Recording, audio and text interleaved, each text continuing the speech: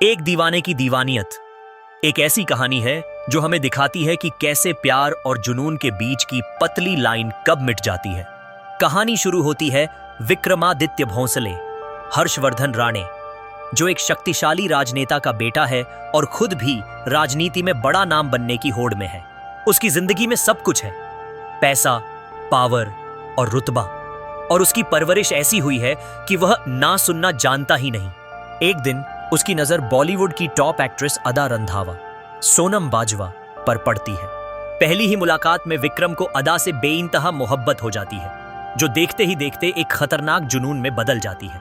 विक्रम हर कीमत पर अदा को पाना चाहता है, चाहे इसके लिए उसे कुछ भी करना पड़े। जब अदा, जो एक आजाद ख्यालों वाली और मॉडर्न लड़की है, उसके प्यार को ठुकराती है, तो विक्रम अपनी पावर का इस्तेमाल करके उसके करियर और निजी जिंदगी में मुश्किलें पैदा करना शुरू कर देता है। वह अपनी दीवानगी को सच्चा प्यार बताता है, लेकिन असल में वह सिर्फ अदा को काबू करना चाहता है। विक्रम का यह जुनून और उसकी जिद कहानी को एक खतरनाक मोड़ देती है। अदा, जो उसकी हरकतों से परेशान हो चुकी है, एक पब्लिक रैली में एक चौंकाने वाला ऐलान करती है। जो कोई भी विक्रम को मारेगा, वह उसके साथ एक रात गुजारेगी। यह ऐलान पूरे देश में हंगामा मचा देता है और दोनों की लड़ाई अब पर्सनल से पब्लिक हो जाती है। विक्रम इस ऐलान को भी अपने प्यार की एक परीक्षा मानकर खुद ही किसी को पैसे देकर खुद पर गोली चलवाता है, ताकि दुनिया को दिखा सके कि वह उस एक रात के लिए भी कितना पागल है। फिल्म का दूसरा हिस्सा विक्रम के बचपन के ट्रॉमा को सामने लाता है। उसका पिता सचिन खेडेकर उसे हमेशा उसकी मां की मौत का जिम्मेदार मानता था, जिससे विक्रम के अंदर खुद को लेकर एक गहरा अविश्वास और खालीपन आ जाता है।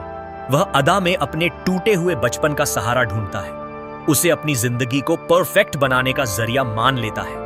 हालांकि अदा लगातार अपनी मर्जी की बात करती है और उसे बताती है कि उसका सम्मान, मर्यादा सिर्फ उसका अपना फैसला है।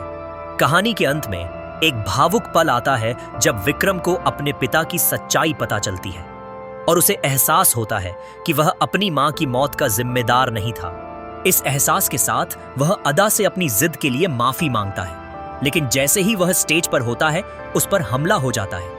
मरने से पहले वह अदा से कहता है कि अगले जन्म में वह उसे फिर से पाने की कोशिश करेगा, लेकिन इस बार प्यार से, और अगर वह तब भी ना कहेगी तो वह उसकी बात मान लेगा। यह कहते हुए वह मर जाता है और हैरान कर देने वाले अंत में अदा उस जुनून और तकलीफ की निशानी, उसकी दी हुई अंगूठी को पहन लेती है, जो यह दर्शाता है कि यह कहानी प्यार की नहीं, बल्कि एक अजीब और टॉक्सिक दीवानगी की थी, जिसने आखिर में हर चीज को खत्म कर दिया।